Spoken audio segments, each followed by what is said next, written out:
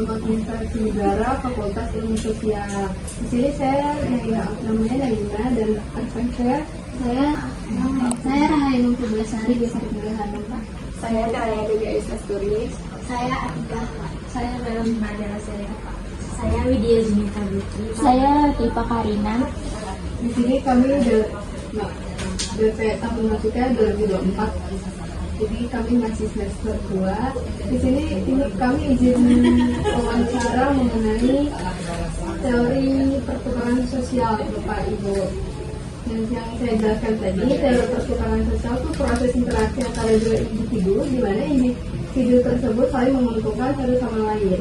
Namanya adik-adik dari mahasiswa UMD di Kelurahan Bulakaran Utara. Kebetulan hari ini lengkap, kami ada lurahnya, ada babin kantimasnya, ada kasih kesosnya, ada kasih PM-nya, kasih kantin, semuanya lengkap. Berkaitan dengan pertanyaan yang disampaikan tadi itu kan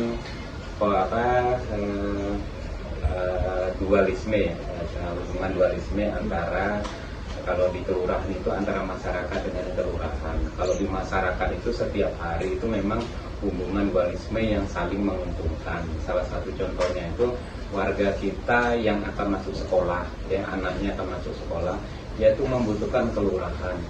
Membutuhkan kelurahan itu untuk meminta surat keterangan bahwasanya anak ibu ini kurang mampu, ingin meminta beasiswa di Basnas, maka kelurahan berkewajibannya untuk memberikan surat keterangan. Itu salah satu yang menguntungkan untuk yang mengurus suratnya. Apa keuntungan dari kelurahan? Kelurahan itu berarti indeks suratnya itu bertambah satu hari. Ini berarti kelurahan memberikan pelayanan kepada masyarakat. Salah satunya tadi itu salah satu contoh saja untuk semua kegiatan terkait dengan individu dualisme itu. Masih banyak lagi, pokoknya di kelurahan ini setiap masyarakat berurusan pasti ada umpan baliknya, baik yang mengurus ataupun dari kelurahan yang memberikan surat keterangan. Yang lainnya, Kalau itu kan contoh hubungan baik antara kelurahan dan masyarakat. Ada nggak contoh implementasinya antara pegawai pemerintahan dalam ada pegawainya, pegawai pemerintahan itu kita kan kelurahan ini adalah garda terdepan. Ibaratnya ini kelurahan ini adalah wajahnya wali kota Padang. Maka kelurahan ini memberikan pelayanan untuk semuanya yang berurusan di kelurahan. Kita contohkan untuk di luar apa ya, di luar dari dimintakan dari OPD lain, organnya dari pemerintahan lain. Dari pemerintahan lain juga memintakan surat ke sini. Contohnya dari OPD lain itu ke sini itu meminta surat perjalanan dinas. Minta dia dari umpamanya dari dinas catatan sipil. Dia ke sini berkunjung, ada kunjungannya, maka singgah di kantor lurah. Kantor lurah itu menyampaikan bahwasanya kami membutuhkan turun ke wilayah Pak Lurah, minta surat tanda tangan pengesahan dari Pak Lurah. Itu yang diuntungkan untuk administrasi dari yang mengurus dari instansi yang lain. Dari kita, dari pemerintahan kelurahan itu sama tadi. Berarti kita hari ini pekerjaan kita bertambah satu lagi, mengeluarkan indeks surat terkait SPPD yang kita keluarkan terhadap orang yang minta surat dari dinas catatan sipil tadi. Ya, itu salah satu contohnya. Pertukaran sosial ini antara pegawai dapat mempengaruhi suasana kerja di kantor kelurahan. Setiap hari Senin itu kita kan apel pagi di kecamatan, apel gabungan namanya ya. Setelah itu nanti Pak Lurahnya itu biasanya setelah apel itu nanti yang kasih lain kembali ke kantor lurahnya. Pak Lurah itu ada rapat briefing dengan Pak Camatnya, seluruh lurah dengan kasih di kecamatan itu briefing semuanya, mendapatkan informasi terbaru apa yang informasi yang baru beredar di kecamatan dari kota.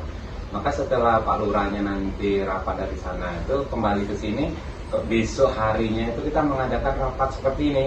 Nah, lurah itu memanggil anggota-anggotanya, namanya kalau di sini judulnya rapat staf. Maka menyampaikan informasi terbaru, itu kan pertukaran sosial ya, pertukaran sosial.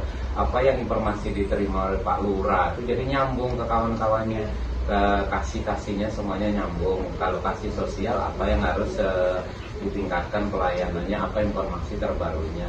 Yang paling banyak itu pelayanan itu kita di sini kasih kesejahteraan sosial, kesos. Jadi semuanya itu tumpuannya ke kasih kesos.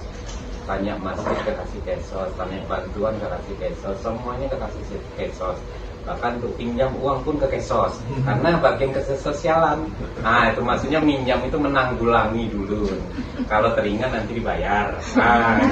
Nggak dihana ikhlaskan. Apa ada budaya kerja atau nilai-nilai tertentu yang mendukung pertukaran sosial yang positif antar pegawai? Budaya kerja itu kan tadi sudah disampaikan, kita itu cepat tanggap. Budaya kerja itu 3S, senyum, sapa, sopan. Datang warga kita senyum, melayani segala macam. Moto kita tuh cepat, budaya kita itu cepat mengerjakan suatu urusan dari masyarakatnya.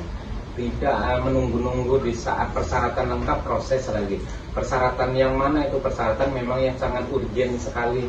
Tapi di saat persyaratannya bisa dianulir, umpamanya bisa menunggu, bisa menyusul, secepatnya kita selesaikan.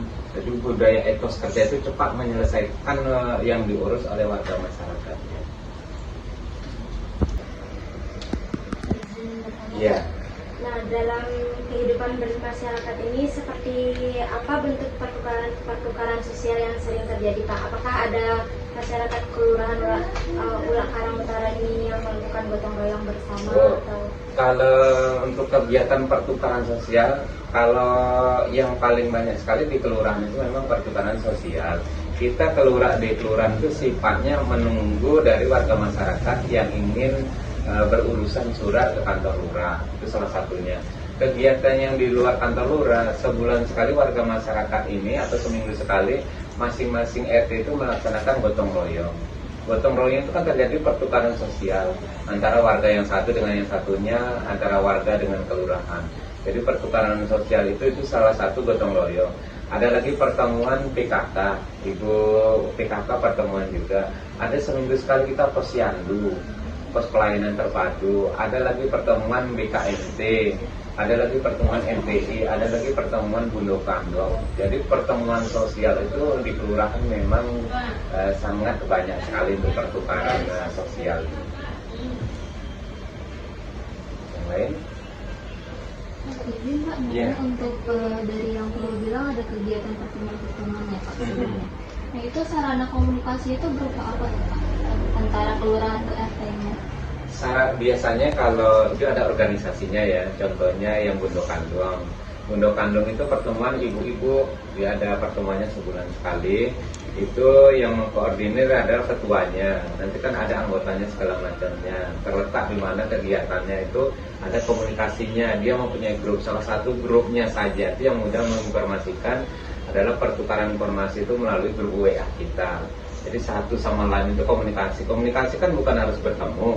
Kalau dalam ilmu sosial kan, dalam komunikasi yang tidak bertemu itu melalui WA segala macam, undangan dikirimkan. Itu kan pertukaran sosial juga. Contohnya Bu Wati ngirimkan surat, besok kita pertemuan di rumah Ibu Fatimah katanya.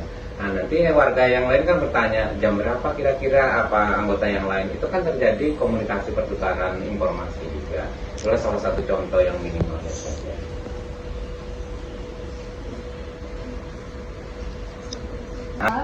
Seberapa penting nih teori pertukaran sosial, implementasi teori pertukaran sosial dalam pelayanan publik, dalam konteks pelayanan publik di kelurahan ini? Iya. Apa itu kalau interaksi sosial tentu yang paling penting di kelurahan tentu interaksi sosial dua arah itu. Kalau enggak itu enggak nyambung kita. Datang warga berurusan kita itu harus nyambung kita antara warga dengan pelayanan itu. Kalau umpamanya yang menguruskan itu ke sini membawakan persyaratan segala macamnya, kita memberikan tentu yang nyambung. Kalau tidak nyambung tentu tidak terjadi interaksi sosial. Syaratnya interaksi sosial kan salah satunya ada komunikasi dua arah kan itu salah satu persyaratan interaksi sosial itu. Masyarakat berkomunikasi dengan kelurahan nyambung, kelurahan memberikan informasinya untuk warga masyarakatnya nyambung. Jadi kalau tidak ada interaksi sosial, maka pelayanan di kelurahan tidak dapat berjalan sedikit pun. Mati interaksi pelayanan di kelurahan. Karena tidak nyambung apa yang mau diurus, apa yang mau diberikan, tidak nyambung interaksi komunikasinya. Karena adanya komunikasi yang nyambung antara warga masyarakat dengan kelurahan, maka didapatkanlah hasil dari warganya mendapatkan apa yang diinginkan dari kelurahan. Meningkat dengan pertukaran sosial. Iya, pertukaran. Komunikasi dua arah.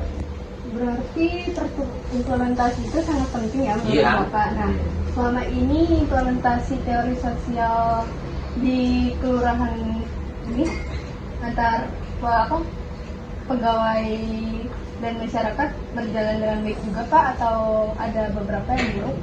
Kalau untuk di kelurahan dulu ya, pegawai di kelurahan dengan apanya, warga di dalam kelurahan ini semuanya berjalan. Tadi disampaikan yang banyak masalah itu yang komplain itu warga masyarakat datang ke kelurahan, nggak paham informasi awal, nggak nyambung. Dia salah satu contoh tadi yang pengantar RT. Kan itu tadi disampaikan, kan komplain itu warganya, masa Pak Lurah pengantar RT saja dipersulit, tahunnya dia dipersulit. Nah, tapi setelah kita buka komputer kelurahan, panggil yang bersangkutan, ibu coba mendekat sini. Ini kelurahan, nggak bisa, syaratnya harus bisa dibuka, dibuatkan surat ibu apabila ada nomor surat pengantar RT. Kalau nggak ada, bagaimana mau dibuatkan suratnya? Nah, disitulah warga yang sering komplainnya. Tapi dengan penjelasan seperti itu, warga memakluminya. Itu salah satu komplain dari warga masyarakat. Jadi dalam pelaksanaan teori pertukaran sosial di kantor kelurahan ini Pak, apakah ada terdapat permasalahan atau konflik gitu Pak? Soalnya kami tuh kayak mau ngangkat studi kasus gitu Pak. Kalau konfliknya biasanya di masyarakatnya. Kalau kita di kelurahan ini jarang konflik.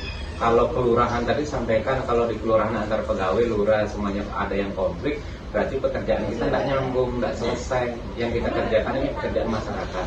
Yang sering konflik itu kalau mau menemukan pekerjaan yang sering konflik itu di warga masyarakatnya.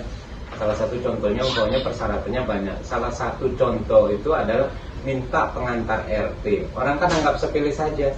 RT-nya tidak ada Pak Lurah, segala macamnya tidak bisa ketemu, lanjut aja lah. Tidak bisa kelurahan melanjutkan, karena apa? Karena yang akan diinput di sistem kita di kelurahan itu nomor pengantar surat dari Pak RT-nya itu. Kalau tidak kita input, tentu di komputernya itu tidak bisa keluar kelurahan itu. Jadi orang kan sekarang anggap sepilih saja, tidak perlu dengan pengantar, tidak bisa, memang harus diminta pengantar dari RT-nya sebagai salah satu persyaratannya.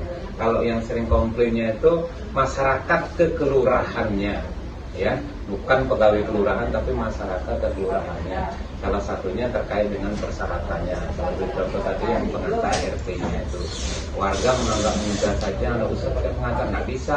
Kelurahan itu bisa dibuka dengan adanya nomor pengantar surat dari RT-nya. Kalau nggak ada nomor surat itu nggak bisa diproses suratnya. Warga ingin cepat saja minta surat pengantar itu.